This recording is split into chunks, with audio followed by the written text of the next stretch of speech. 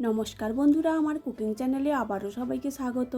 আজ আমি আপনাদের জন্য নিয়ে চলে এসেছি একদম নরম ছোট আমের টক ঝাল কুচো আচার। এই আচারটা ভাত, রুটি, পরোটার সঙ্গে খেতে কিন্তু খুবই ভালো লাগে। তারপর আমি আচারটা বানানোর জন্য এখানে কিছু ছোট ছোট আম নিয়ে নিয়েছি। একদম টাটকা আম, গাছ থেকে পাড়া।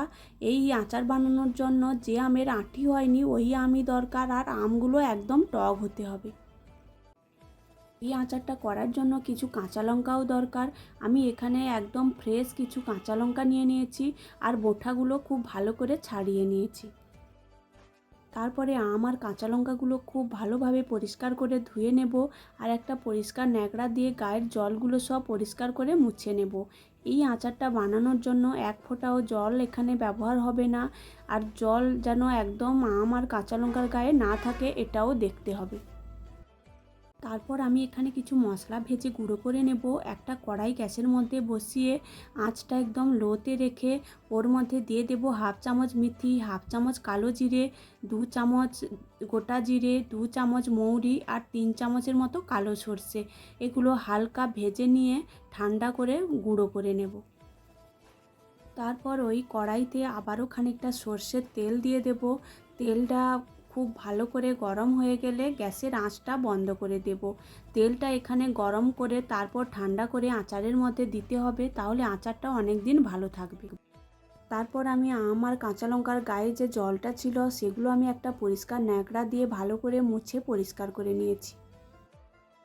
তারপর একটা বটি দিয়ে সমস্ত আমগুলো আমি কেটে নেব।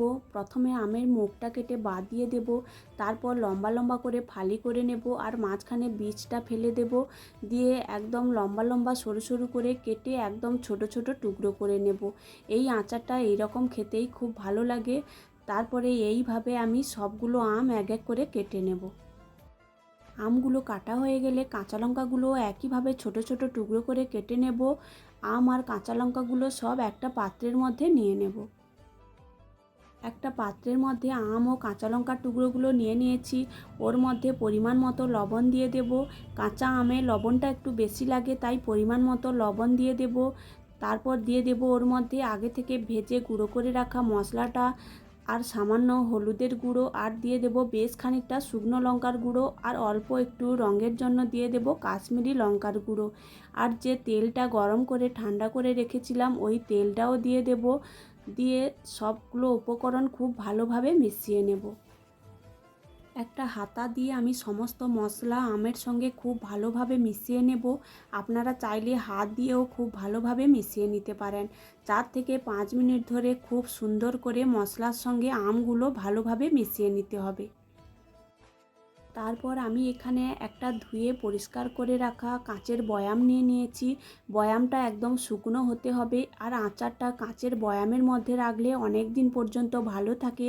তারপর একটা হাতা দিয়ে সমস্ত আচারগুলো আমি ওই বয়ামের মধ্যে ভরে নেব। তারপর ওর উপর থেকে অল্প একটু তেল রেখে দিয়েছিলাম, ঠান্ডা করা তেল।